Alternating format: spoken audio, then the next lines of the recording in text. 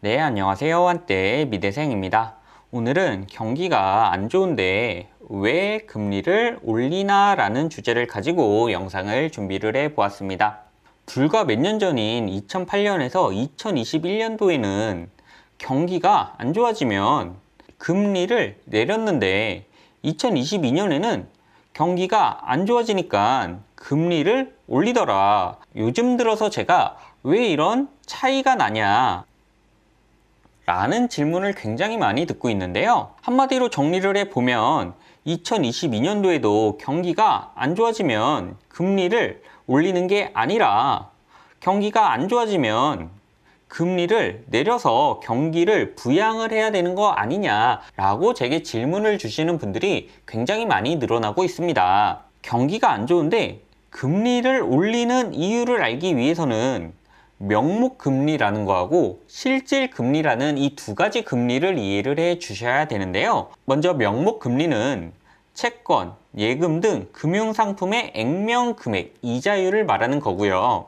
실질금리는 이 명목금리의 물가 상승을 반영을 해서 명목금리에서 인플레이션을 뺀 것을 실질금리다라고 표현을 하고 있습니다. 조금 쉽게 설명을 해드리면 명목금리는 은행 이자라고 생각해 주시면 편하고요. 실질금리는 물가 상승에서 은행 이자를 뺀 값이다 라고 이해를 해 주시면 좋습니다. 이렇게 설명드리면 너무 어려우니까 제가 비유를 해서 쉽게 설명을 해 드리자면요. 현재 100만 원이 있는데 예금 금리가 5%라고 가정을 해 본다면 1년 뒤에 나는 105만 원을 받게 되겠죠. 이때 예금 금리 5%가 명목 금리다 라고 이해를 해 주시면 좋은 거고요. 현재 내가 100만 원을 똑같이 가지고 있는데 물가 상승이 1년에 10%씩 일어난다면 물가 상승분을 반영하면 나는 1년 뒤에 110만 원이 있어야 되겠죠. 물가 상승이 10%인데 내 돈이 1년 뒤에도 똑같은 값어치를 하려면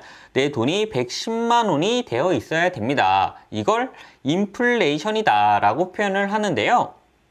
실질 금리라는 거는 은행 이자인 명목 금리에서 인플레이션, 물가 상승인 인플레이션을 빼서 계산을 하는 거고요. 지금 이 가정에서는 명목금리 5% 빼기 인플레이션 10%를 해서 실질 금리는 마이너스 5%가 될 겁니다. 명목금리, 인플레이션나 이런 거 잘 모르겠고 왜 실질 금리가 중요하냐라고 제게 물어보신다면 이 실질 금리가 경기가 안 좋은데 금리를 올려야 하는 결정적인 이유이기 때문인데요.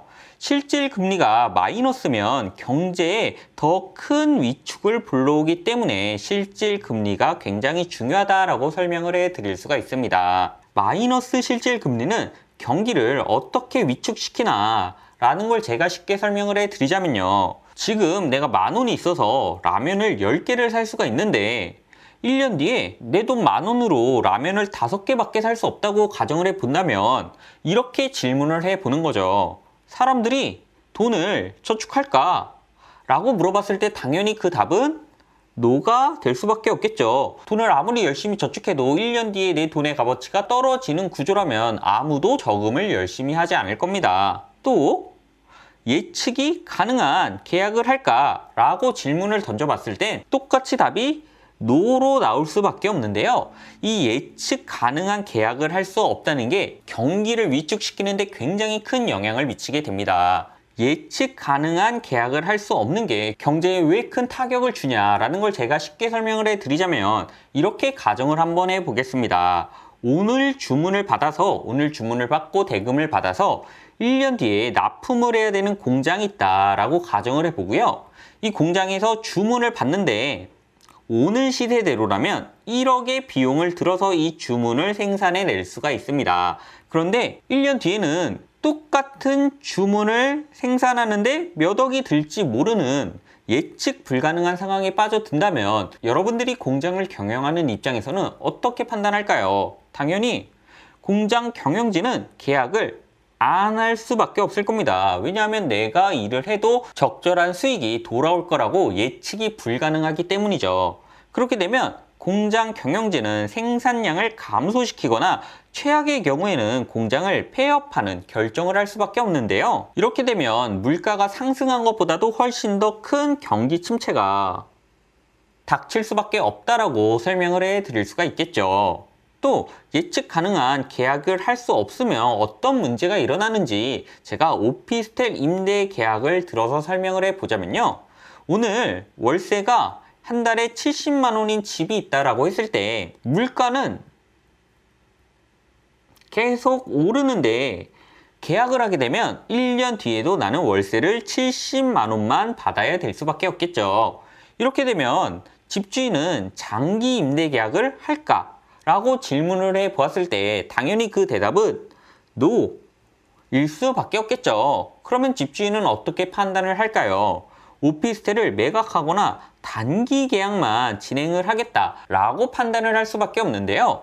이렇게 되면 모든 경제 주체들이 불확실성에 빠져들게 되면서 경제가 제대로 돌아갈 수 없는 구조에 빠지게 될 수밖에 없습니다. 한마디로 마이너스 실질 금리는 예측 불가능한 경제 환경을 조성하게 되면서 화폐 가치가 지속적으로 하락하고 신용이 붕괴되는 결과로 이어질 수밖에 없다라고 말씀을 드릴 수가 있고요. 신용이 붕괴되면 신용에 기반하고 있는 현대 경제 체제에 굉장히 심각한 위협이 된다. 그래서 마이너스 실질 금리는 자본주의 경제 체제를 가진 나라라면 절대 용납을 할 수 없는 현상이다 라고 말씀을 드릴 수가 있습니다. 한마디로 오늘 이야기의 결론을 내어 드리자면요. 경기가 안 좋은데 금리를 계속해 올리는 이유는요. 신용 붕괴를 막기 위해서다 라고 설명을 해 드릴 수가 있고요. 과도한 인플레이션은 실질 금리를 마이너스로 만들어서 경제 활동을 위축시키는 결과로 이어지게 만든다라고 설명을 해 드릴 수가 있습니다. 인플레이션이 오면 금리를 올려야 하는 이유는요. 제가 방금 말씀드린 아주 중요한 실질 금리는 명목 금리 빼기 인플레이션으로 결정이 되는데 인플레이션이 이렇게 오르면 명목 금리, 기준 금리를 똑같이 올려서 실질 금리를 그나마 낮춰야 된다. 그래서 인플레이션이 오면 명목 금리, 다른 말로는 기준 금리에 급격한 인상이 이어질 수밖에 없다라고 설명을 해 드릴 수가 있습니다. 오늘 제 영상이 경기가 안 좋은데 인플레이션이 왜 올라가는지 이해하시는데 조금이나마 도움이 되어 드렸으면 좋겠고요. 저는 다음에 조금 더 유용한 컨텐츠로 찾아뵐 수 있도록 하겠습니다. 감사합니다. 저는 한때 미대생이었습니다.